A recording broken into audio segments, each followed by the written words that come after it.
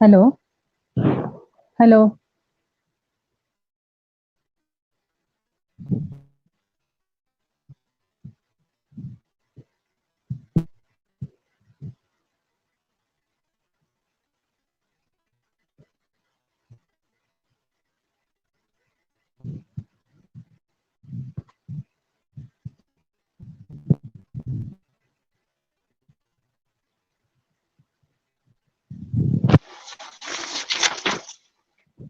Hello.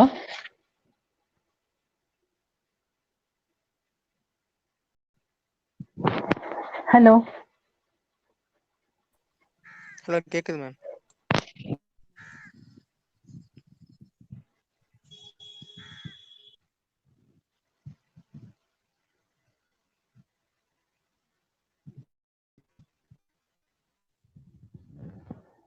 Hello. ஆமா join பண்ணுங்க அப்படிங்கறதுக்காக தான். Okay okay sir thank you.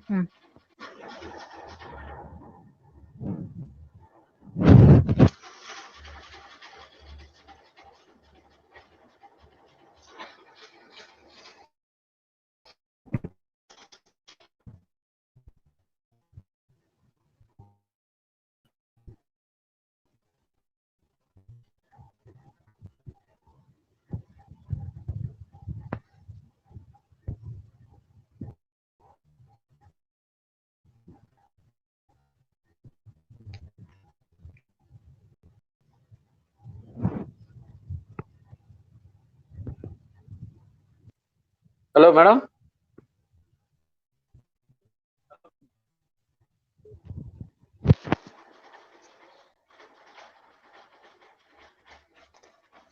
Hello. Sir லைவ்ல வந்துட்டோம். ஆனா யார் பேசுறது யாருக்கு எல்லாம் கேட்கலன்னு மியூட்ல இருக்குன்னு நினைக்கிறேன். Hello. Okay. Mute and video எல்லாமே ஆஃப்ல இருக்கு, அதனால தான். ஹலோ கேக்குது. ஹலோ. ஓகே. Hello hello. கேக்குது மேம். ஓகே. ஓகேங்களா? எல்லாரும் வீடியோ எல்லாமே மியூட்ல இருக்கு, அதனால தான். நீங்க என்னது மட்டும் தான் ஓபன்ல இருக்கு. ஓகேங்க சார். ஓகேங்க சார். நான் பார்க்கறேன். ரோஹித் மட்டும் Thank you, sir. Mic on பண்ணி வச்சிருக்கான், அவ்வளவுதான். நம்ம இதுல. Okay right. சரிங்க. Thank you.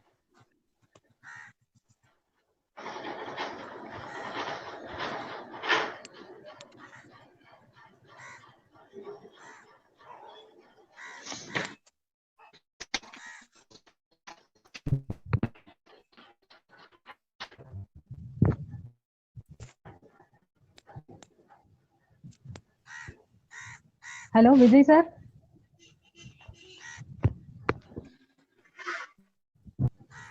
விஜய் சார் கேக்குதா? கேக்குது. எனக்கு கேக்குது. கேக்குதுங்க. கேக்குது மேம். Okay okay. நீங்க வேற யார் வந்திருக்கா? கவிதா மேடம் பேசுறது எனக்கு கேக்குது. என்னோட வாய்ஸ் கேக்குதாங்க அந்த பக்கம்? கேக்குது sir. I am Vijayakumar.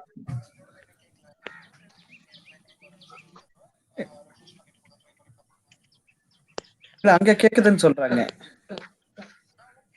Yeah sure. Okay. Yeah.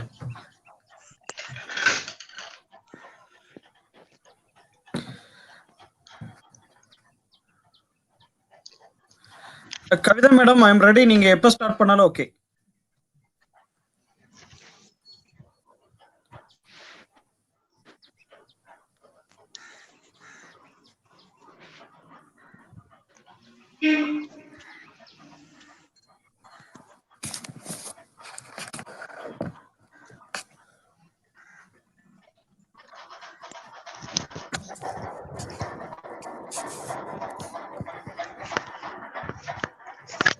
Hello sir. Good morning sir.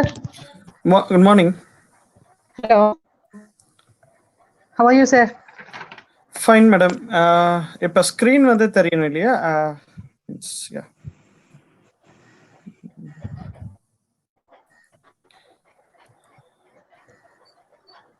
Is that okay sir? Yeah. Okay. Yes, my screen is visible there. Yes sir. Yes sir. Yeah. Yes sir. Yeah sir.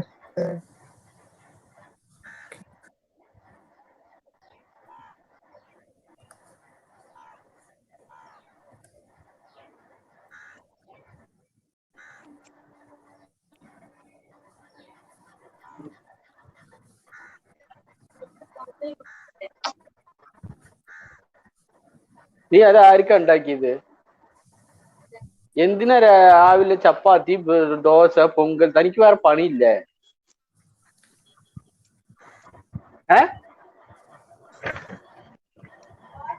അപ്പൊ നീ രാവിലെ നേരത്തെ നീട്ടി ഉണ്ടാക്കായിരുന്നില്ല? Mute பண்ண சொல்லுங்க எல்லாரையும் please. Okay sir. Vijay sir. Yes sure, எனக்கு கேக்குதுங்க.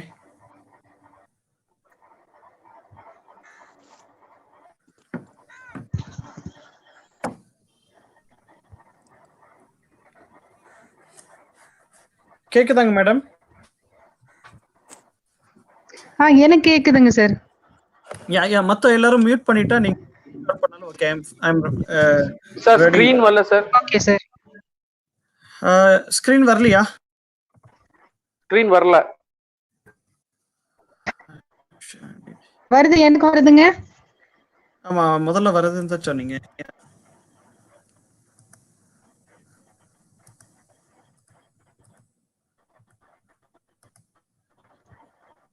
இப்போ ஓகேங்களா? Okay sir.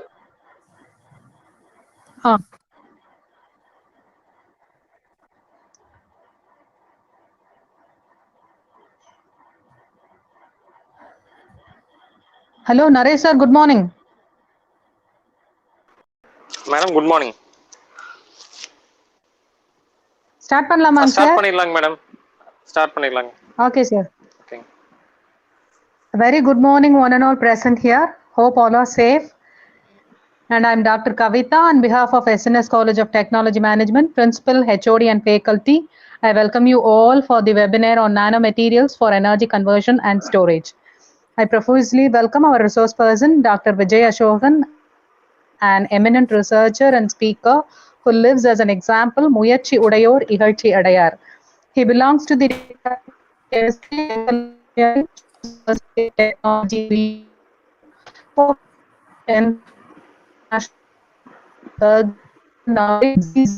University, China, and University of Oslo, Norway, and Chalmers University, Sweden. Has strong collaboration with CIT Coimbatore, PST Coimbatore, Madurai Kamarajar University, Madurai, Madras University, Chennai, Sazar University, and his main on material characterization. He completed his PhD from the University of Bergen, Norway, and his prime focus is on his PhD research period was about phase transformation and chemical modification on nano-carbon particles. He obtained his bachelor's degree with specialization of applied sciences from CIT and master's degree with the specialization of material science from PSG Tech. He has research experience at Ajika Kalpakkam and IIT Madras. He has 23 peer-reviewed articles in high standard publications, including 3 articles in Nature, as American Chemical Society, Royal Chemical Society, Elsevier, and spreadsheet on research topics including carbon nanotubes, 2-dimensional materials, solar cell applications, nanomaterials for bone replacements, and breast cancer applications. He has presented his research at 20 international conferences held at USA, Sweden, Denmark, China, India, and he delivered 18 guest lectures all over in Tamil Nadu and Indian colleges. He has achieved a short-term grant to work in University of Oslo, Norway during his PhD and worked there as a visit researcher for 6 months. With this intro, I invite Dr. Vijay Ashokan to deliver his lecture. Thank you. Yeah, thank you for a nice invitation, Dr. Kavita, and really it's a good. I'm really privileged by such invitation from SNS College, and I'm really always happy to be part of Coimbatore because I grown up there during my college days. So it's like my second hometown always. So whenever I visit Coimbatore or someone give me invitation from Coimbatore, I really happy in a double manner. Yeah, and hope everyone hears me clearly, right? So we can go for bilingual or English?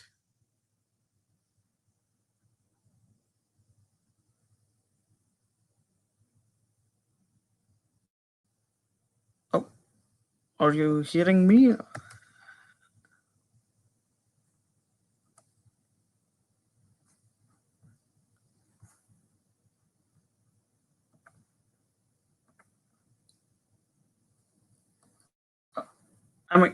Shall I continue?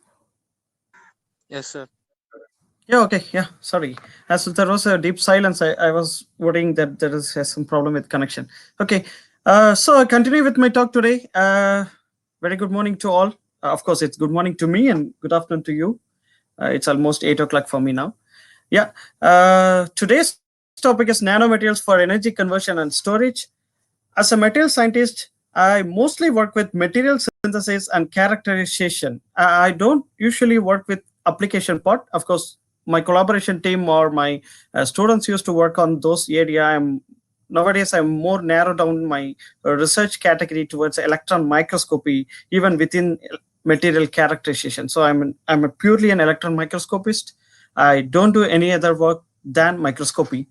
Of course, we do have some synthesis experiments and characterization of those nanoparticles or nanomaterials in the two-dimensional materials for energy applications, in particular energy conversion and storage, like lithium batteries or supercapacitor and solar cells. So we have very good publications recently. Even last month, we had a publication in collaboration with CIT in scientific Nature publications in perovskite material for solar cell applications.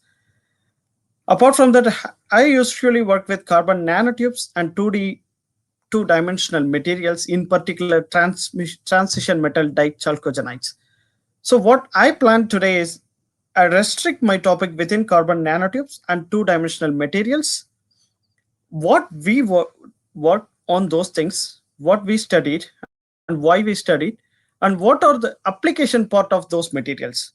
So it's purely a carbon-based material and two-dimensional transition metal dichalcogenides. In particular, it's molybdenum disulfide. So with this short introduction, I will jump into the slides. So the nanomaterials, when the topic is nanomaterials, we need to cover what's a nano, right? A nanometer is 1,000 millionth of a meter, and the study on the structure and materials on the scale of nanometer is a nanoscience. So the image is given to compare what is macro, what is micro, and what is nano. Like what we are dealing now is with nano and angstrom level scale, which is far, far down to what we are seeing in our day-to-day regular life. So if you compare a person with 2 billion nanometer to 0.1 nanometer of hydrogen atom, it's a wide and vast difference. So in particular, these things, like luckily as an electron microscopist, I am used to work with this nano and angstrom level particles or angstrom level imaging or detections. So I know how quick we can get with advanced technology nowadays compared to what we worked 10 years back. I started my career as an electron microscopist in Indian Institute of Science as a research student before 13 years. Then because of that, I came to Norway for my PhD. So I started my career with carbon black nanoparticles, carbon nanotubes, then jump on to two-dimensional materials. So this is how I was grown up. So with this introduction, as I was repeatedly telling carbon nanotubes, the carbon nanotubes have a very strong historical connection to our Chera kingdom, or to prominently we can say it's Tamil Nadu. So this is a wood steel structure which have historical root before 400 BC or 600 BC. So with this wood steel, this is an image taken from Damascus, maybe near Syria. So they found carbon nanotubes within the steel structure. So they wonder how it comes, because in the world, they never found any carbon nanostructures within the steel, even though the steel is produced with combined with iron and carbon. But nowhere they found carbon nanotubes. Only this type of wood steel structure have special kind of carbon nanotubes when they dissolve the steel structure to find the internal particles or internal tubes. So finally, they've concluded, even in Nature publication, it came as a news story. The carbon nanotube may have given swords of Damascus their edge. So they found the root, and they came to locate these type of wood steels, or probably came from Tamil Nadu, or previously it was in Chera Kingdom. So maybe South India. Those things are mentioned in even in Wikipedia or Nature publications or in the dictionaries. So it's proven one. So wood steel is a crucible steel characterized by a pattern of bands and high carbon content. So whenever there is a high carbon content, when it mixes with these metals, like a transition metals like iron or nickel or cobalt, due to high temperature or high pressure in nature, the transformation of carbon occurs to the nanostructures or more graphitized structures. So I'm more happy to give this slide or talk about this because my PhD was about the carbon nanotubes. I was working with carbon nanotube phase transformation from carbon black amorphous nanoparticles to make it graphitized one. So it's more or less personally connected to me for my PhD research, and personally connected to our historical roots, personally connected to our Coimbatore region. So that's why I want to show this slide, wood, steel, and carbon nanotubes. So with this, I will move on to the topic. So with carbon nanostructures, we have wide variety of choices, like from 0-dimensional fullerene, 1-dimensional nanowires, or 1-dimensional tubes again, and 2-dimensional graphene sheet. So recently, with these things, they also try to bring in 3-dimensional hybrid structures. For example, maybe with mesoporous composite electrode or microporous composite electrode, or carbon-coated nanoplates with hybrid nanoparticles or core shell particles into the carbon nanotubes. It makes dimensional things. So there are advanced in carbon nanostructures, even within 0-dimensional, 1-dimensional, 2 or 3-dimensional. There are more and more new materials are synthesized or produced in a laboratory in order to test those particles or those materials into different applications. It includes energy applications. So this slides, it shows 0-dimensional, 1-dimensional, 2-dimensional carbon nanostructures, which is more particularly useful in energy applications. Even though the carbon nanostructure really have wide applications, this slide shows these graphene-based composites or carbon-coated nanoplates are mostly used only in energy applications. With the nanoporous carbon, as I told you, there are applications apart from energies, but when we restrict only to the energy devices, there are batteries, supercapacitor, fuel cells, or oxygen reduction reaction, or hydrogen evaluation reaction, or there are more application into photocatalysis. And there are the most useful part out of energy devices is drug delivery, which is useful in bio and medical things. So the nanocarbon, as it is, can be used in all such applications. However, also can be functionalized or doped, or the phase transformation can be done as like me.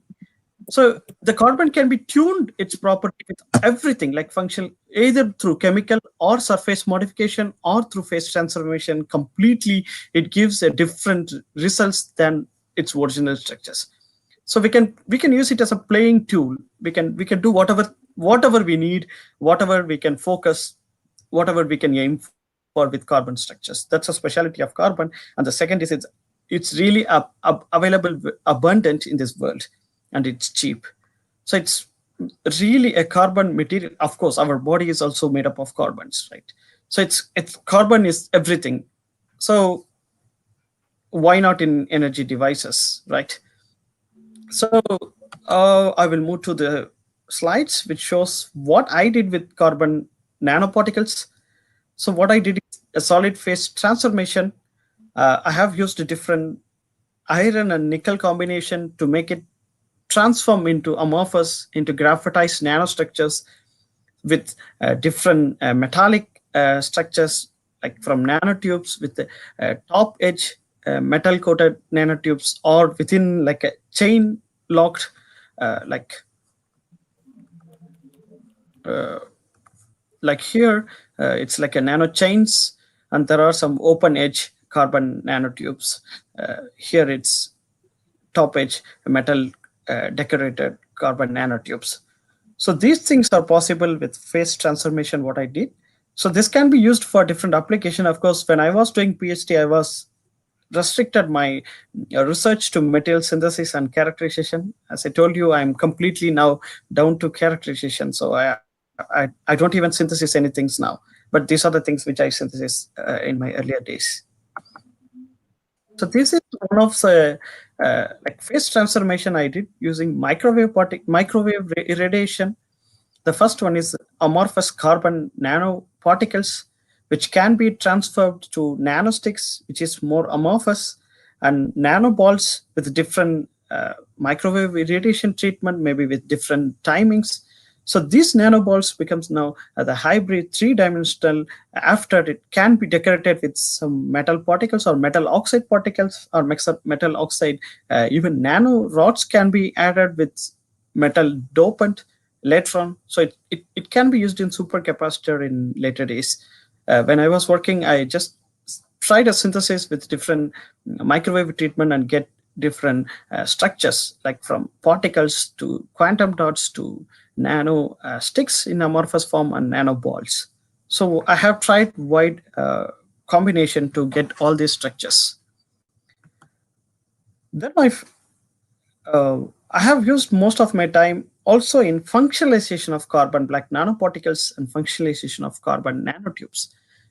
Because, for example, in fuel cells, the platinum electrode can be enhanced with its capacity using carbon attachment. So the carbon and platinum should be attached. So the carbon should be functionalized to get platinum nanoparticles on its side wall. So the functionalization of carbon structure is more important. I have used organic acid at the time when most of them are using hydrochloric acid or nitric acid. So that makes more stable carbon structures even after functionalization treatment. Nowadays, there are more polymer chain addition or organic complex structures even can be added to carbon nanostructures in order to functionalize it. And there are more region-wise functionalization is possible in this advanced research world. So when I was doing, I was concentrating on functionalization of carbon towards fuel cell electrode application. So these are the things that are possible with carbon structures. Like this, even sulfuric acid or potassium manganate can be used like to zip it or to make different zigzag orientation or to make it armchair orientation in order to make, for example, here which is shown platinum carbon electrode in the fuel cell chamber. So these are the possible things with carbon functionalization to make more efficient platinum electrode, or even ruthenium electrode, or sometimes nowadays used ruthenium oxide electrode in plus carbon. So these are the things are possible with carbon functionalization. Of course, it's not only restricted to one fuel cell. For any proton exchange membrane or direct methanol or alkaline phosphoric acid or molten carbonate or solid oxide, in all the fuel cells, in everywhere when there is a need of electrode, the carbon can be added as a nanotube, or even the graphene or graphite oxide, graphene oxide, together with these metal nanoparticles or metal dopants.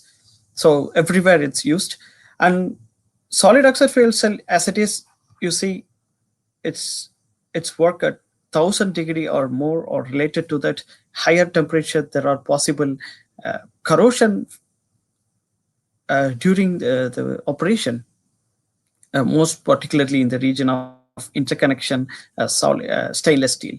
So nowadays, recently I was working with solid oxide fuel cell group only towards studying corrosion on interconnects between the chambers.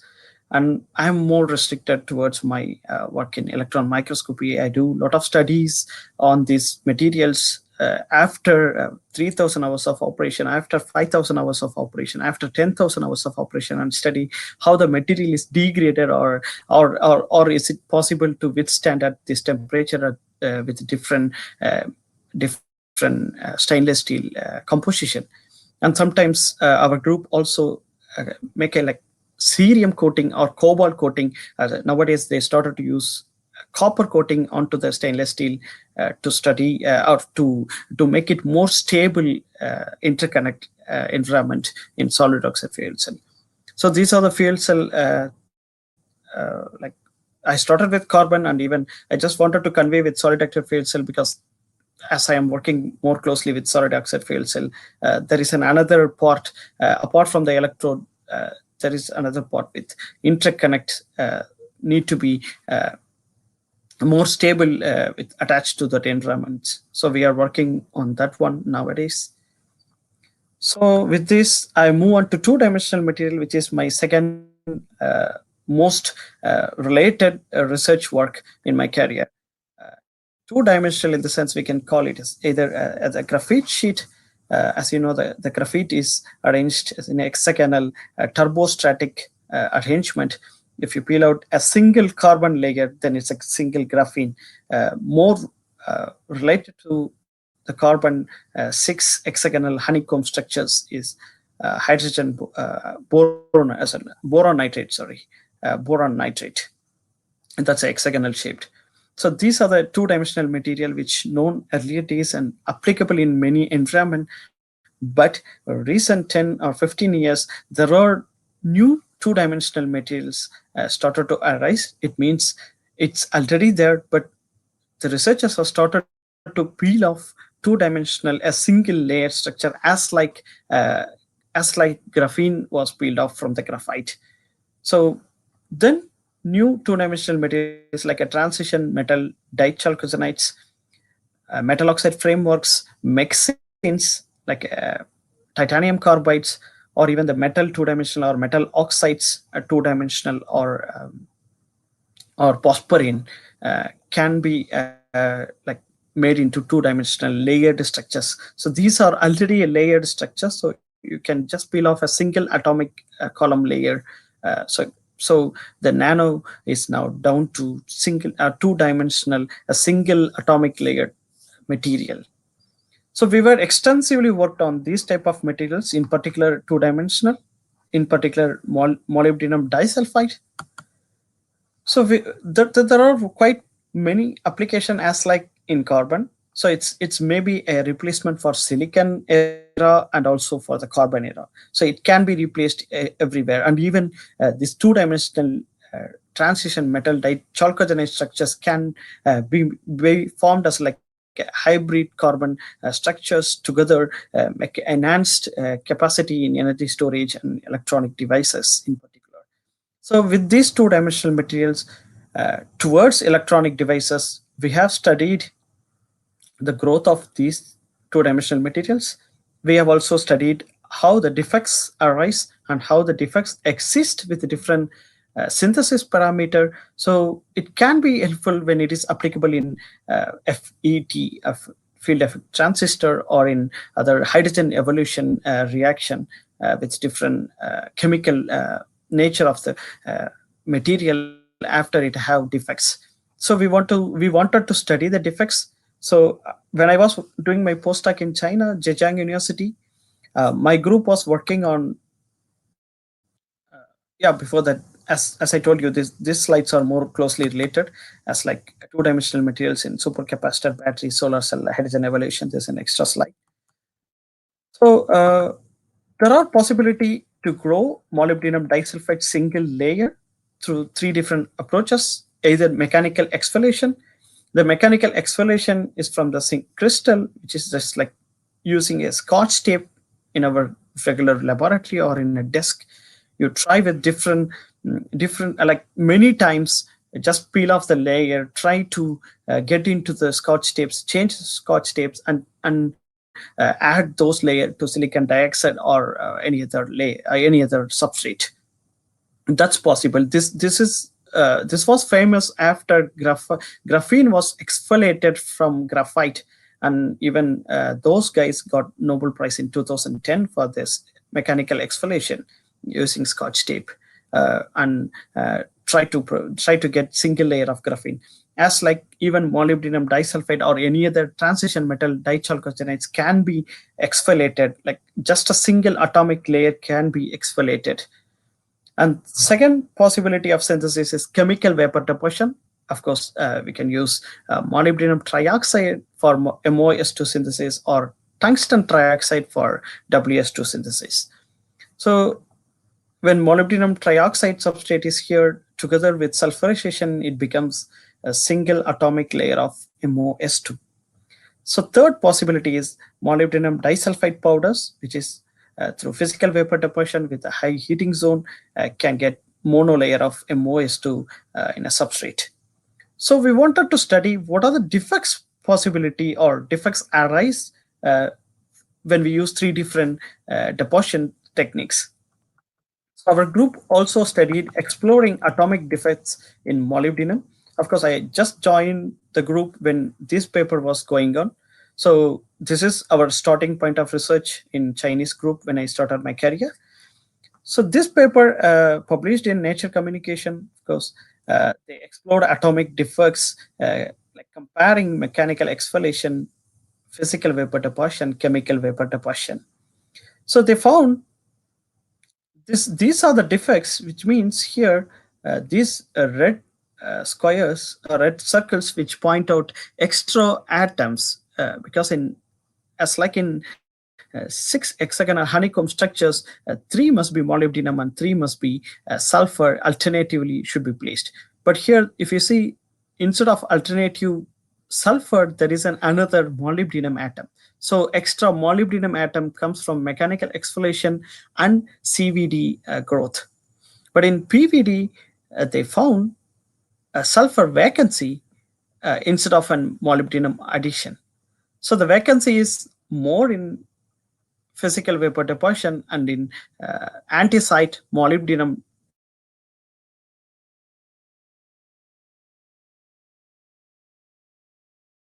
Instead of yes, there is MO.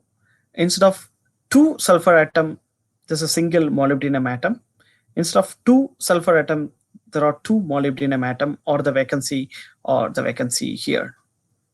So these are the different possibilities with they found through experimental simulation and DFT calculations. Why this needed? This is needed to place the molybdenum disulfide 2D materials in field effect transistor. So if you want to know the defects, because the defect makes like it makes a scattering center of charge carriers at some point. So we want to know how dense these defects are, or for a magnetic devices applications, we want to know how the local magnetic moment distribution is possible with defect introduction or new add atom or new antacid defects. So these are interrelated. So we wanted to study atomically how these defects are formed with different techniques. That's why this paper was more effective. Then we move on to, of course, I was part of this. This was published in 2-dimensional Nature publications or Nature 2D materials. So we studied even just restricted towards chemical vapor deposition, and we have studied a single atomic column with 2 nanometer or 3 nanometer, how it grows, how the defects are grown, how the edges are grown, and what are the edges, whether it is moly-based edge or sulfur-based edge, how it's further on develops when it continues to grow and forms a single layer. So we have, with the use of our ChemiStem advanced Titan FEI transmission electron microscope, we can able to identify each and single atomic columns. Even the single atomic contrast are visible here. We can easily say which the bright spots are molybdenum and dark spots are sulfur because of the atomic number. So the stem calculates easily with different atomic number elements possess a different brightness and contrast. So we can easily locate where the molybdenum is and where the sulfur is. With this, I have extended my research. Once it is found, like these are the possible things with molybdenum disulfide CVD growth, and already our group have explored atomic defects So I wanted to try with an addition of a new atoms. Like I wanted to introduce tungsten into molybdenum disulfide. Of course, I found monolayers. The monolayer growth was perfect. Then the EDS, it clearly says molybdenum and sulfur, so it's MoS2 monolayer, and these are the tungsten atoms located around the edges of those monolayer triangles. So we can, even with atomic resolution images, we can point out these bright spots are tungsten. If you remember, I told the bright and contrast of atomic imaging varies with atomic numbers. So the tungsten have a strong atomic number, a higher atomic number compared to molybdenum, and sulfur is very less compared to these two. So we can easily identify which is molybdenum, which is sulfur, which is tungsten. So we found the tungsten atoms are just cornered or situated only on the edges. So we also able to locate few very atomic clusters. This can be like an like initial stages of growth. So I could able to write off or understand how the initial atomic clusters are formed, and then it's transformed to the monolayer atomic structures. So these type of metal doped molybdenum disulfide are very useful in hydrogen evolution reaction or in hydrogen water splitting things, and also in oil industries where sulfur and purifications are possible. So we need to know how this dopant affecting the two-dimensional structures. So we are studying it in atomical way or atomic resolution through atomic resolution images to understand more in depth into these materials for, of course, in energy applications. I could even be able to locate just a single tungsten atom which is on the edge of say small atomic clusters of MoS2. It means once the MoS2 is formed, then the tungsten is coming in due to some reason, then it have position only on the edges, not into the internal structures. That's why it have more or located more on the corners. Of course, there are some tungstens into the center part, but it's very rarest of rare things which we found through the thousands of atomic clusters we studied. So with this, of course, we have seen carbon nanotubes, graphene, two-dimensional materials. So these things are applicable in supercapacitors, batteries, biomass conversion, water splitting, photodegradation, solar cells, or thermoelectric conversion of fuel cells. So I'd like to know what are these things one by one.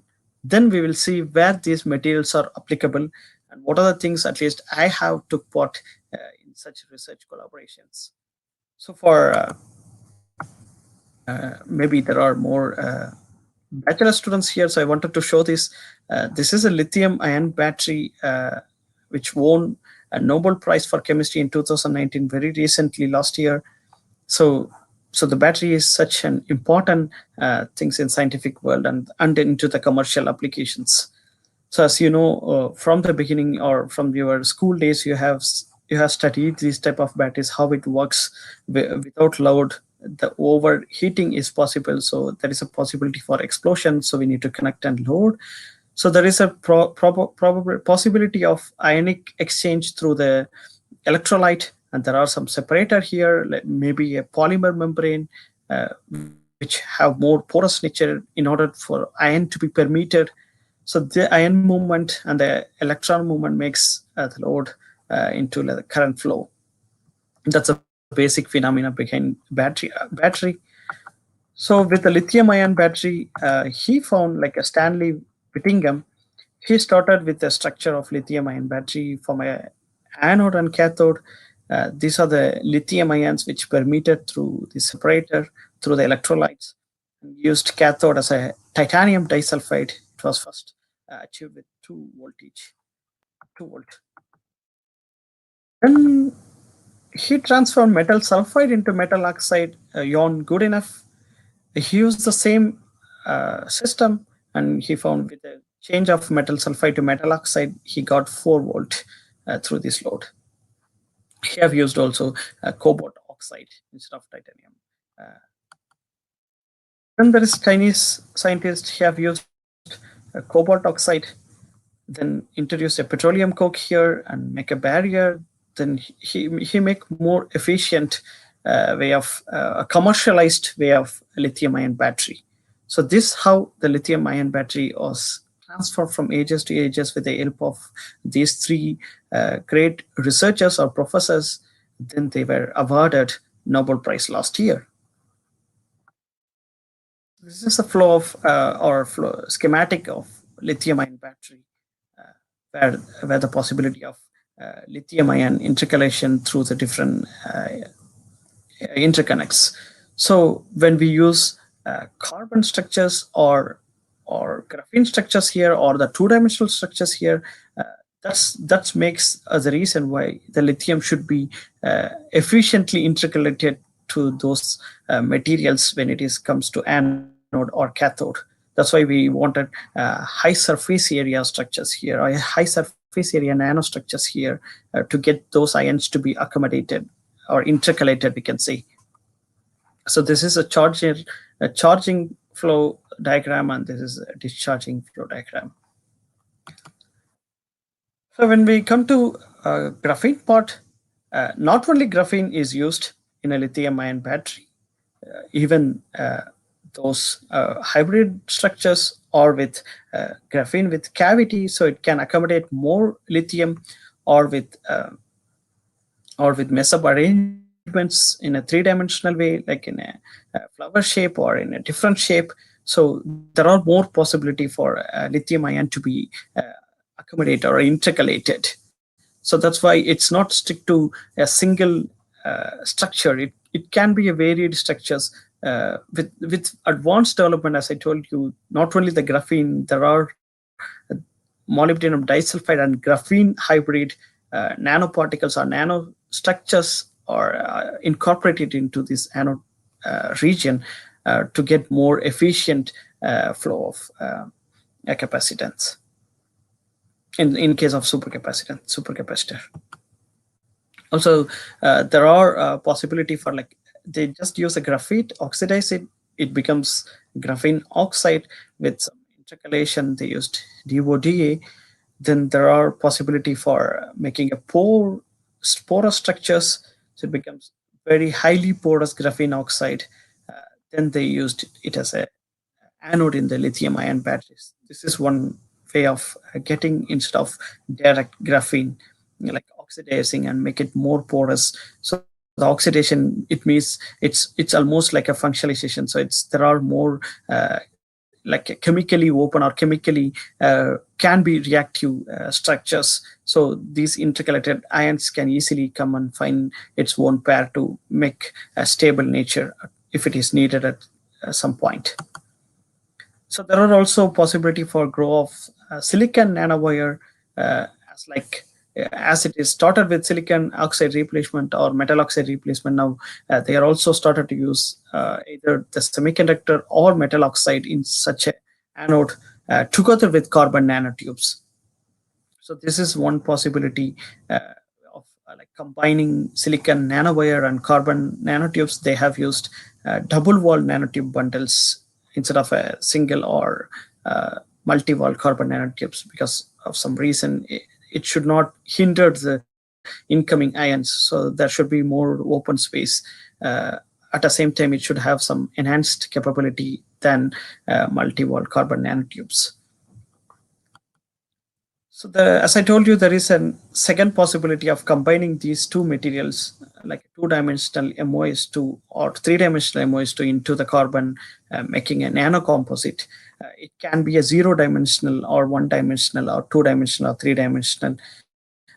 Can be used like top-to-down approach or bottom-up, like in CVD or wet chemical approach, to make a three-dimensional hybrid structure of carbon and MOS2 for anode application in lithium-ion battery. This is one possibility.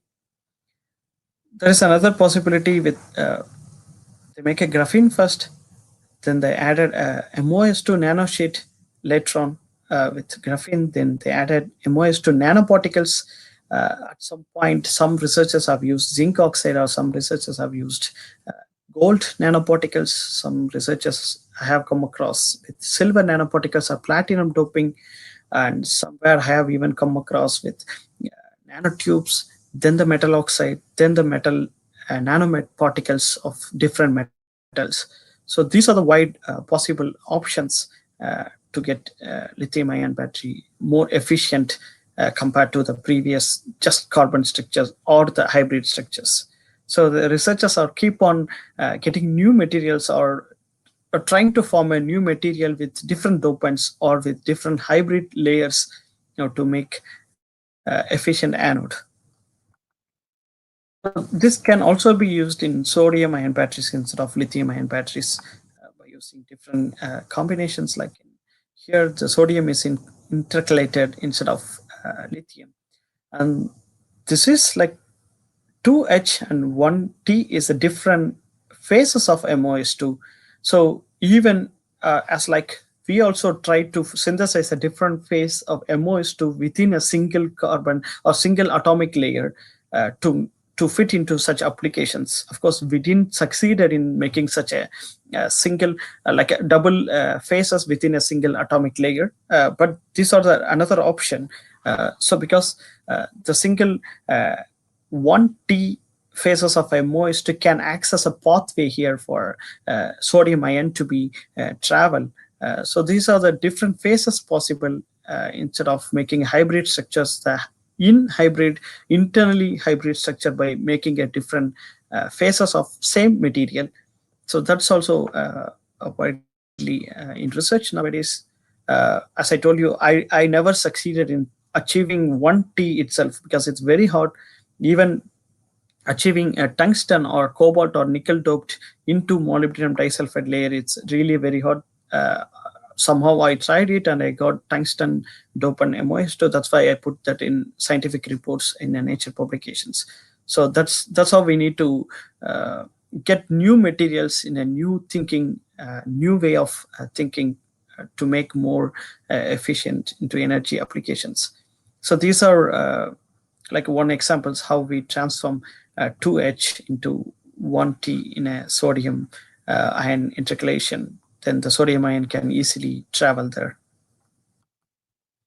Yeah, this is from my colleague. Of course, I am not a co-author, but I was acknowledged for the discussion and manuscript writing of this paper. So far, we have seen anode material for lithium-ion battery by using carbon or molybdenum disulfide hybrid. But this is for cathode material, like making a lithium iron phosphate to make it as a cathode material in lithium-ion battery. This particular work, my colleague have concentrated in developing beta phases of lithium iron phosphate. So with the beta phases, it cannot withstand highly efficient. It cannot be highly efficient. So this need to be transformed to alpha phase. Before that, he wanted to protect this hybrid nature.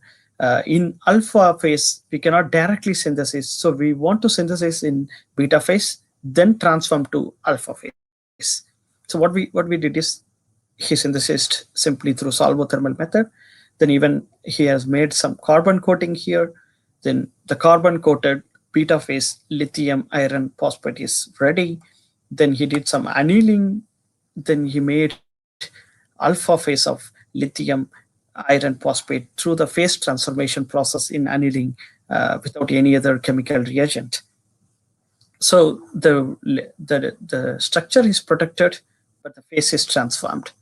So this is how this is like another way of getting a phase transformation, as like I told you in molybdenum disulfide, transforming from one phase to another phase. We can also do it here in lithium cathode materials, transforming from one phase to another phase to enhance the risk. Then yeah, this is high resolution TM image. Of course, I have worked in early days to obtain such nice lithium iron phosphate high resolution TM image to find the crystal orientation and with the structures as it is atomic resolution images. We can even combine with crystal maker to make the same crystal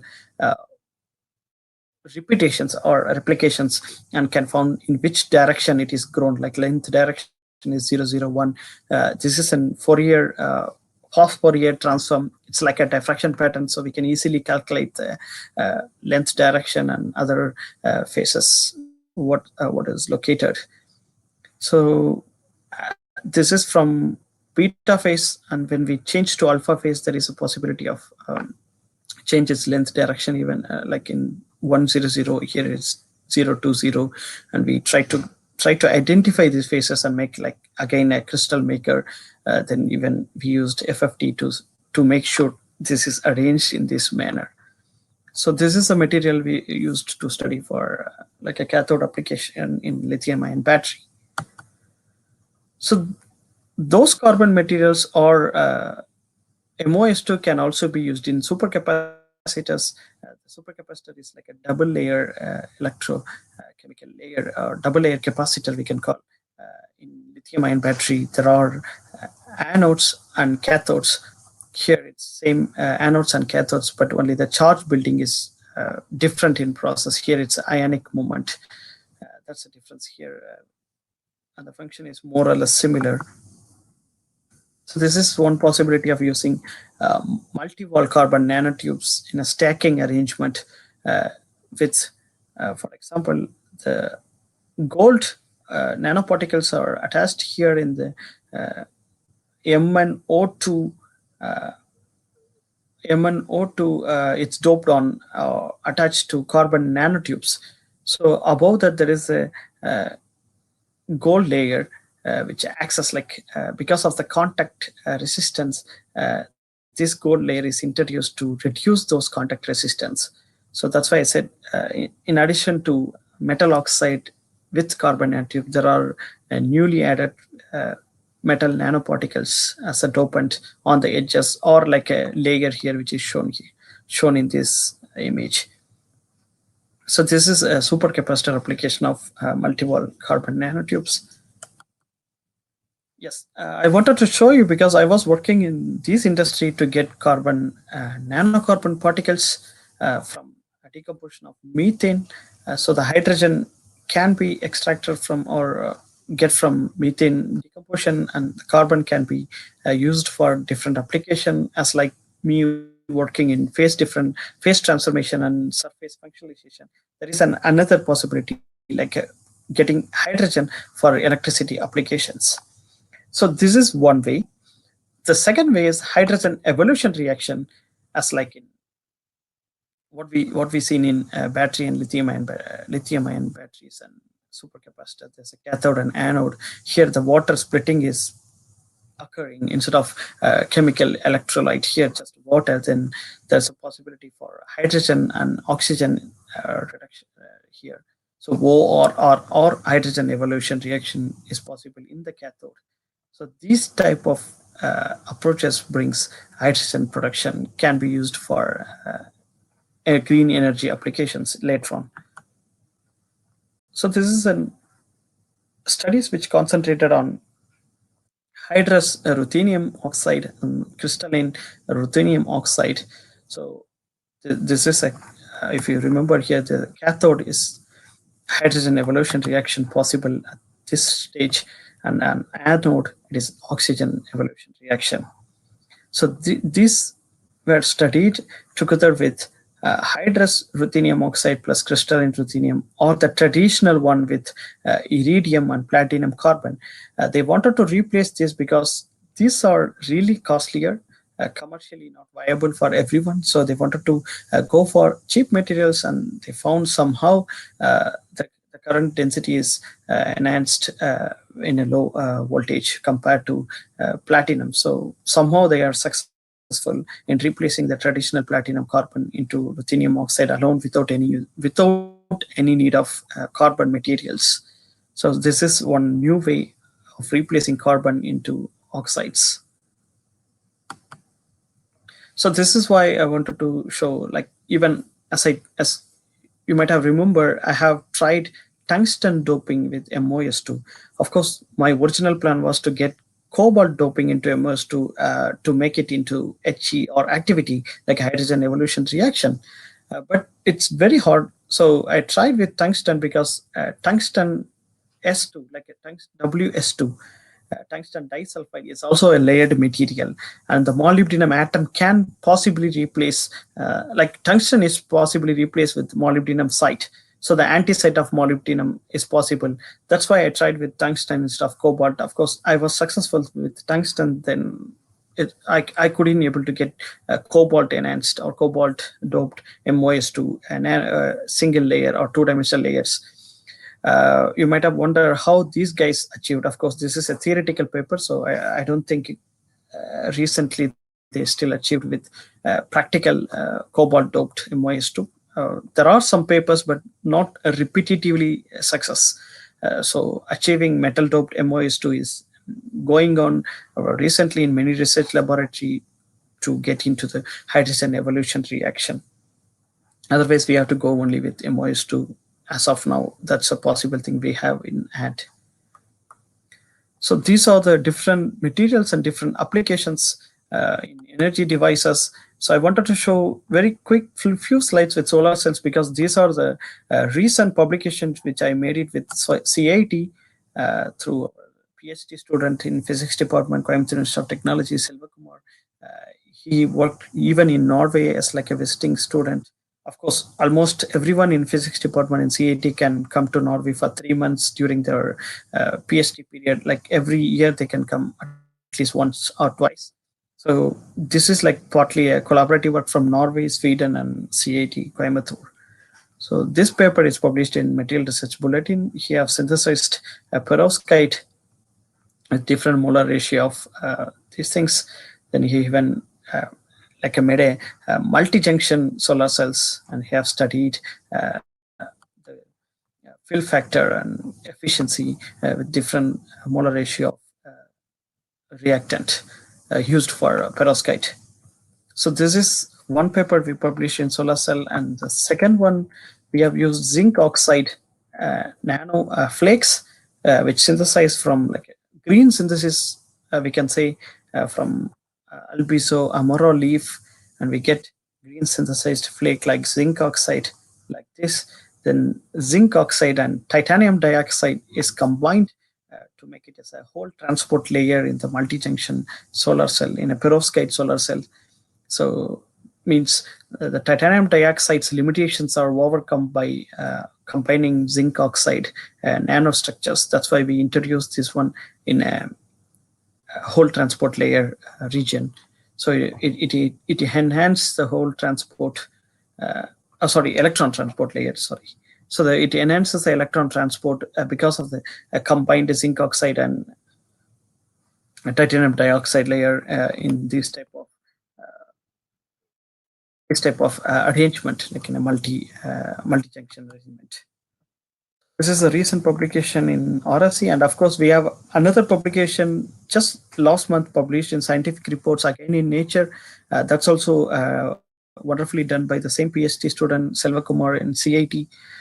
So I didn't have such accepted version, so I didn't want to show here. But we have very wonderful publication recently from Coimbatore. Even though I am just material guy, I have such a collaboration network to work together to get energy applications. So these are our work on perovskite solar cells.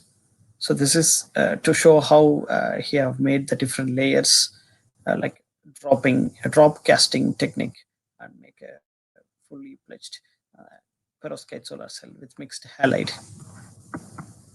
So the device performance also studied and seen the titanium zinc oxide bilayer, the electron transport layer, have some enhanced efficiency. If you see here, the efficiency is enhanced when compared to just titanium dioxide, or without titanium dioxide and zinc oxide, with titanium dioxide and zinc oxide nanostructures.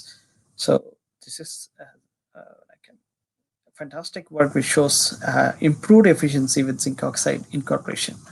There are papers which also used other metal oxides like tin oxides or other transition metal oxides. So this is one kind to use zinc oxide because of its band gap, which can be easily work together with titanium dioxide and enhance the electron transport efficiency. So that's in turn increased photo efficiency. So these are the works which are related to my career and related to my collaboration related to our today's topic, like nanomaterials in energy devices. So with this, I'm concluding. If you have any questions, please ask. Thanks for your kind attention for such like 1 hour.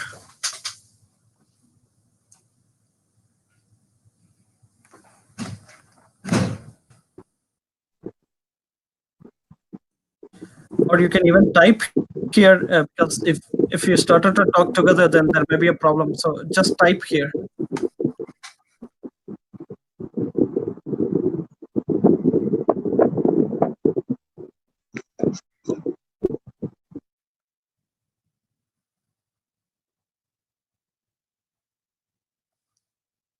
Even I can type my mail ID. If you have questions, you can even later on ask me through my mail. This can be visible in chat box for everyone.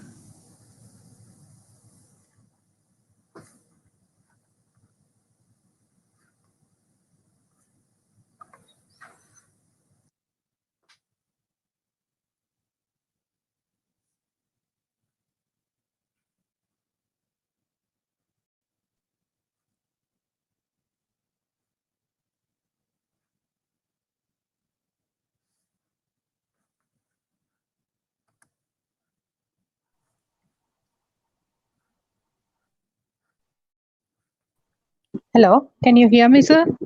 Yeah. Yeah. Sir, on behalf of the audience, I'm asking you the questions.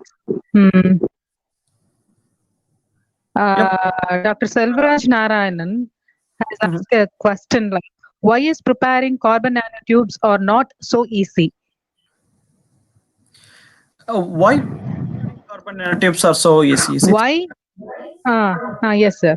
No, it's actually easy because it's the carbon nanotube research is like it's now past 20 more years. It's possible with good thermal furnace. Even research was about to reduce the temperature in bringing as graphitized carbon nanotubes. In my research work, I have even carried out like in a way, either using like in a beaker with 400 temperature or with microwave oven commercially available. So it's possible, but we need to work in a more appropriate way. Say, otherwise we need to laboratory where we have high efficient thermal furnace. So either you can choose that, you can choose laboratory way with the public like me who already shown synthesis in a low temperature, or I can help you if you need. If someone need in collaboration to synthesize carbon nanotubes, I'm very much happy to guide through past experience. And I can say I was working in a group during my postdoc. My professor Chun Han Jin, a student of Sumio Ijima. So Sumio Ijima, you might have heard, he was the one who discovered carbon nanotubes. So I was the part of student group. So I have more experience in carbon nanotube synthesis. I'm really like to help you if you need in cases like some collaboration work. Okay, thank you, sir. Dr. Paulson has asked, like, kindly explain which kind of impacts and modifications are to be introduced when adding dopants in raw graphene oxide. Can you repeat the question? Kindly explain what kind of impacts and modifications are to be introduced when adding dopants in raw graphene oxide. In raw graphene oxide? Yes, sir. Okay, so the dopant or functionalization always intended for two things. One is like functionalization introduces defects, so that there are a dangling bond or chemically active bonds to get more additional inputs from the system, either defects or through the it enhances the carrier mobility or sometimes in electron mobility. It depends on the system where we are doing. So I think I have answered it. Is it? Yes. So the question, is there any connection between temperature and defects in 2D materials? The question is from Dr. M.R. Meera. Is there any connection? There must be a difference, but we didn't study it. At least we have concentrated on different synthesis techniques and studied widely and more into atomical way of two-dimensional materials. But I have never worked on temperature-based things. But certainly there are possibilities, of course. Then from a question from Dr. Amuda Raj, in dichalcogenides, rather than molybdenum sulfide, which is the one used most frequently for application purpose? Sorry, can you repeat the question again? Rather than molybdenum sulfide, Yeah. in dichalcogenides, rather than molybdenum sulfide, which is the one is used most frequently for application purpose. Other than molybdenum sulfide, they are asking. Yeah. Actually, the molybdenum disulfide we are going on because it's very easy to synthesize compared to other dichalcogenides. Apart from that, there are possibility for molybdenum tellurides and molybdenum selenides and even sulfur-doped molybdenum selenides or selenide-doped molybdenum sulfides. We have tried, at least our students have tried different combination of this. We never enter into WS2. Actually, I was about to synthesize WS2, but accidentally I synthesized W-doped MOS2. That's a different story, but we can use these type of two-dimensional materials, but only thing is to synthesize, it's very hard. To get stabilized formation is very hard. Hello? Yeah. The same related questions. It's become form in live chart. Which is the best method to prepare MOS2 nanomaterials? Nanomaterials are two-dimensional materials. Yeah, especially in MOS2. Are you intended for two-dimensional?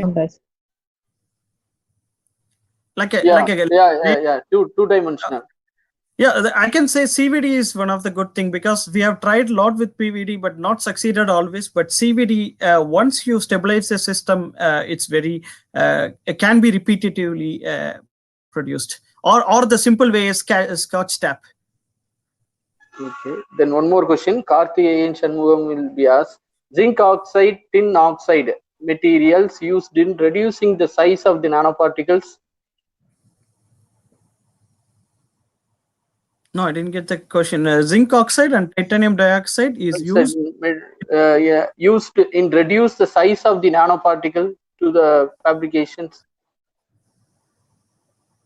No, I am not clear with the question. I understand the question, but I'm not clear what like where you like. Can you make more precise? Sir, Vijay sir, sorry to interrupt you. Kindly switch your video mode. Oh, okay. Yeah, just a minute. Where it is.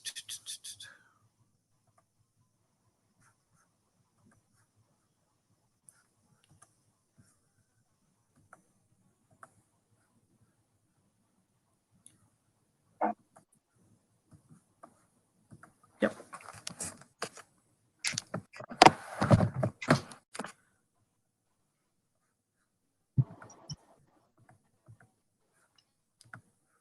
And how is polymer converted into nanomaterial? Hello? Converted to nanomaterial. Yes, sir. No, it's like the carbon can be transformed into any kind of phase transformation. At least I never worked with such a polymers, but I have come across some articles, but I don't have personal experience in working on that. My video is not clear. I don't know why. Yes, sir.